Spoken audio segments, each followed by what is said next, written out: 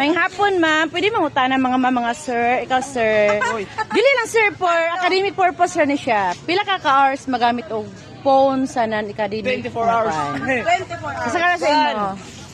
Kanang 5 hours, depende. 5 hours kasagara mo. Ikaw, ma'am. Kuan. Mga 4 hours. 4 hours? Sila nanagan sila. Ano mga lukman mo? Ikaw, sir. Excuse me, sir. Pila ka oras magamit? Sa kanang imong cellphone, pila ka oras magamit sa kanang mga non-academic use lang? Ha? Thank you.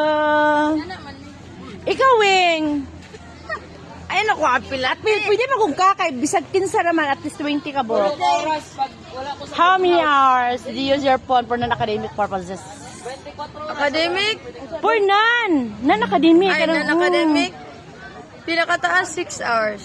Oh my God. Sir, pwede mo tana sa inyo mga sir. Ma'am, pila ka oras magamit og phone sa non-academic purpose lang yan?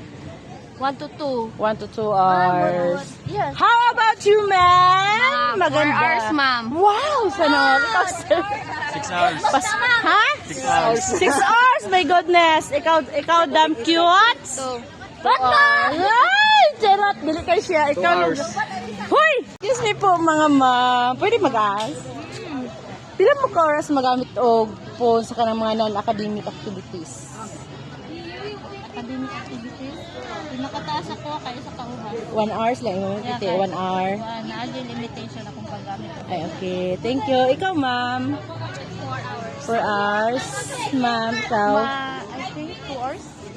2 hours. 4 hours, imo. Thank you. Imo, ma'am? 5. 5 hours. Salamat! Ito ya, ma'am. Sige. Ang hapon on.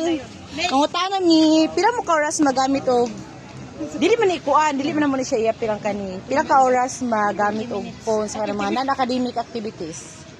20 hours, ma'am. Ha? 20 hours. 20 hours ka gagamit jud. Uy, relax. Ikaw po, pila ka hours ka gagamit og phone? 15. 15. Ikaw, sir? 10. 10 hours. Ikaw po? 3 hours? Oo, mga 3 hours At 3 hours. Ikaw, pila ka gagamit mag-use og phone sa non-academic? 23 hours. Wow! Wala yung dang. Ikaw, ma'am. 6 hours. Thank you.